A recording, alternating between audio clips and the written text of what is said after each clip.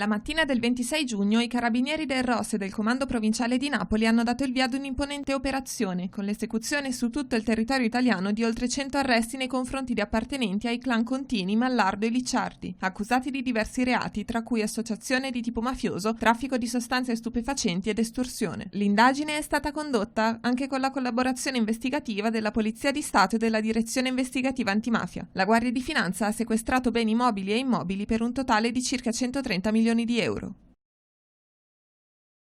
Il presidente della Regione Piemonte, Alberto Cirio, ha annunciato l'autorizzazione della pubblicazione dei bandi per i lavori del tunnel in Italia. Il confinanziamento dell'Unione Europea arriva al 55% per la parte internazionale ed è stato ottenuto il finanziamento al 50% anche per la tratta nazionale da Bussoleno al nodo di Torino. Per il TAV Torino-Lione, per quanto riguarda gli avvisi di manifestazione di interesse sul lato italiano, il MIT fa sapere che saranno soggetti alle stesse cautele previste per quelli pubblicati per il versante francese, tra cui la facoltà di rinuncia senza oneri né per Telt né per gli stati.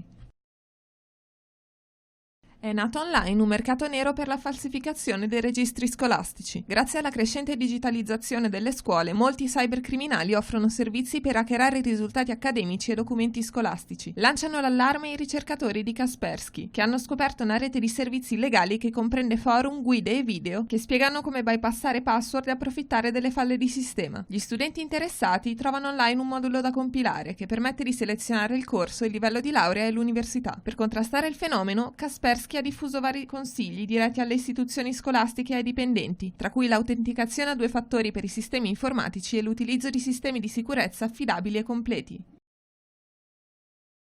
Si può combattere il riscaldamento globale anche a tavola. Too Good To Go è la nuova app messa a punto per ricevere consigli su una giusta alimentazione con un occhio di riguardo all'ambiente. Eccone qui una serie. Prima di tutto privilegiare i prodotti sfusi o alla spina. Successivamente scegliere prodotti a chilometro zero, possibilmente di stagione, poiché ridurre i viaggi via mare e via terra per il trasporto del cibo ridurrebbe notevolmente l'inquinamento climatico. Privilegiare l'acqua del rubinetto, visto che ogni anno vengono consumate intorno alle 8 miliardi di bottiglie di plastica e questo materiale rappresenta il maggior rifiuto abbandonato sulle spiagge. Fare la raccolta differenziata degli scarti organici oppure pensarci 2 volte prima di buttare qualche scarto alimentare. Per esempio, le bucce di patate possono essere fritte e gustate con qualche salsa o il pane vecchio può essere grattugiato e utilizzato successivamente. Riguardo allo spreco del cibo, l'app ha inserito la particolare funzione del Magic Box, una localizzazione per i bar e ristoranti che metteranno a disposizione ai clienti il cibo invenduto a prezzi ridotti.